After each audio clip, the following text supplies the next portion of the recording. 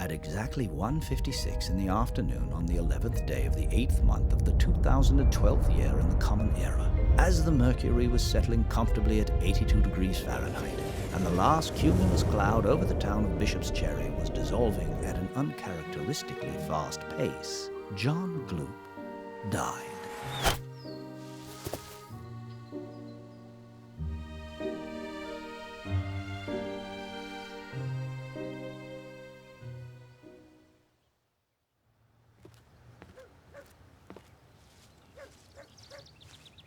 John Michael Gloop both acknowledged and attempted to ignore how painfully simple his life was.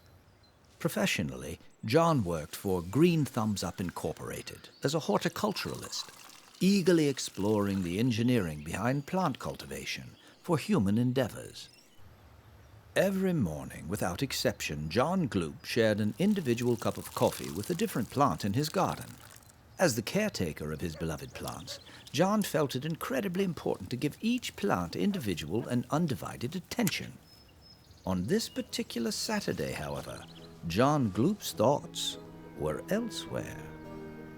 There was only one thing John loved more than his garden, and that was Regina Alexander.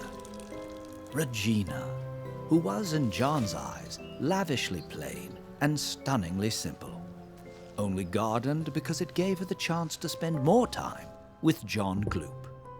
As John moved in the direction of Regina Alexander, his mind frantically searched for the proper words to accompany his giving Regina a single, quite meaningful red rose. John Gloop, who was a trifle less shy and a smidgen more forward than his neighbor Regina, most often secured the distance of 6, 7, or even 8.5 feet from the white picket fence which separated his yard from Regina's. The two had been meeting daily at the fence for nearly 21 years, 8 months, and 12 days.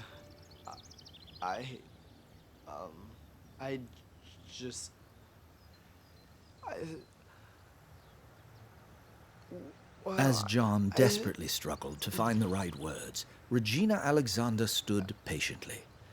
To John's dismay, Regina's beautiful gaze stole the words right out of his inarticulate mouth.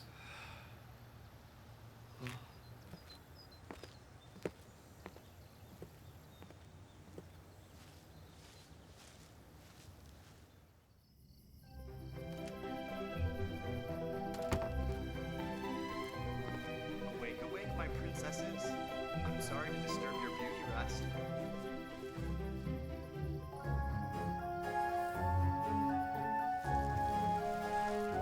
Terrified by what she could not see, Regina began to experience a feeling with which she was not quite familiar. Regina felt exceedingly uneasy as her face became warmer and her body grew numb. She laid her head against the coarse grass and wondered who was spending time in John's garden.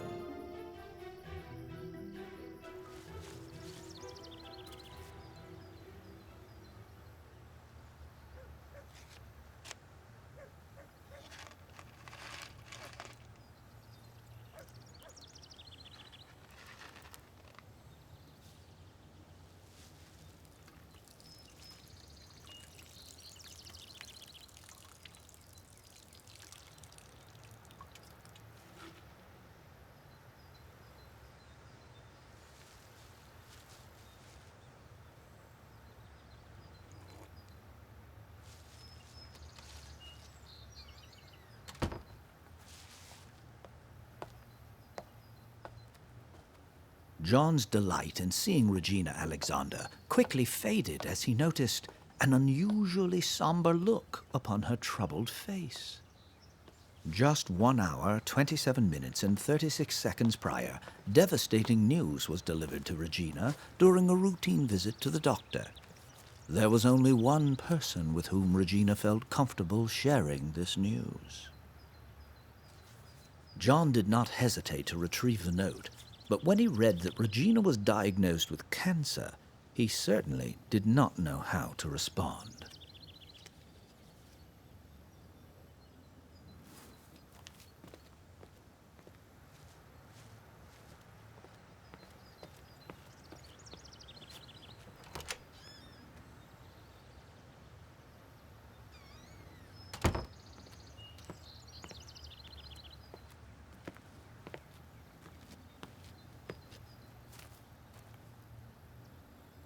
To an outside observer, John's reaction to such heavy news would have seemed rather ridiculous, but Regina wouldn't have had it any other way.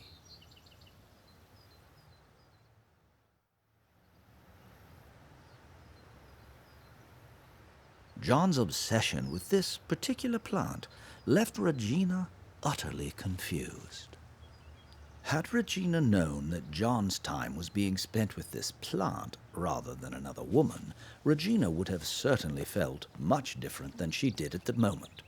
But it was this grumbling feeling within that compelled her to say something to John that she would have otherwise never dared to speak out loud. I love you, John Gloop.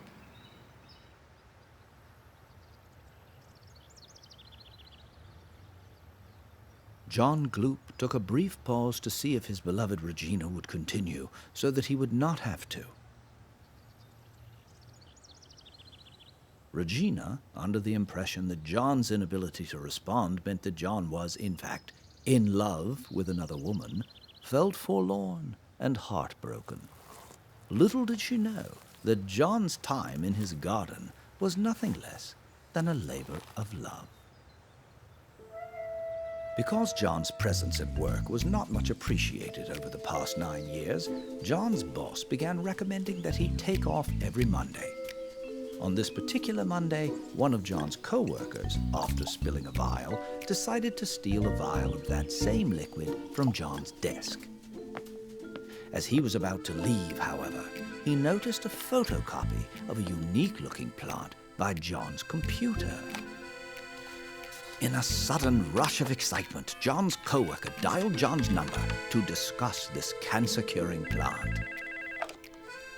As John Gloop listened to his co-worker excitedly relay information about his special plant, John's face lit up, for he felt that his prayers had finally been answered.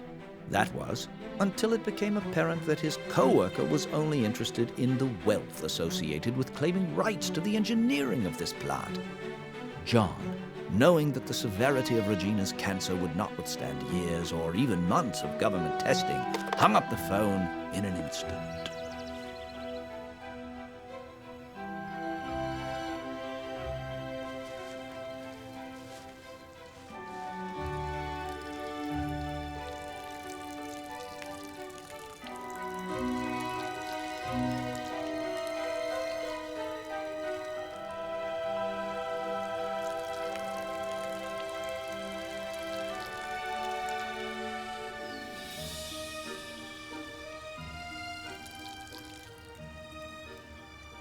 Regina?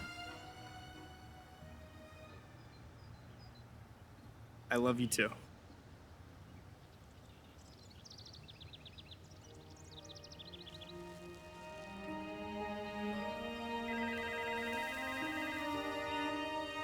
And at that moment, John heard the phone inside of his house ringing. It was, of course, John's co-worker once again. John, however, was in such a love-struck state that he was not entirely concerned with who was calling him.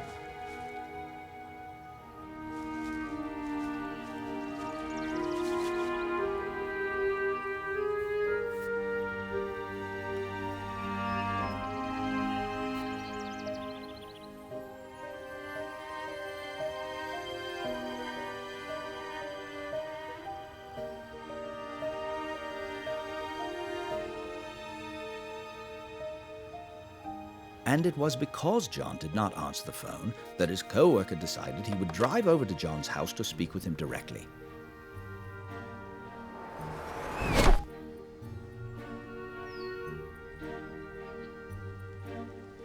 When John's co-worker discovered John's lifeless body, he also discovered John's special plant.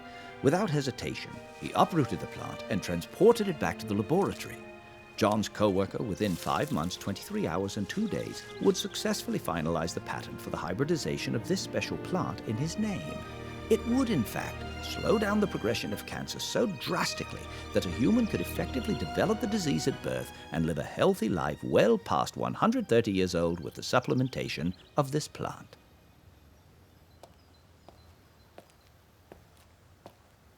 Fortunately for Regina Alexander, John's plant hit the market exactly 1 month and 8 days before Regina's cancer would have otherwise taken its toll.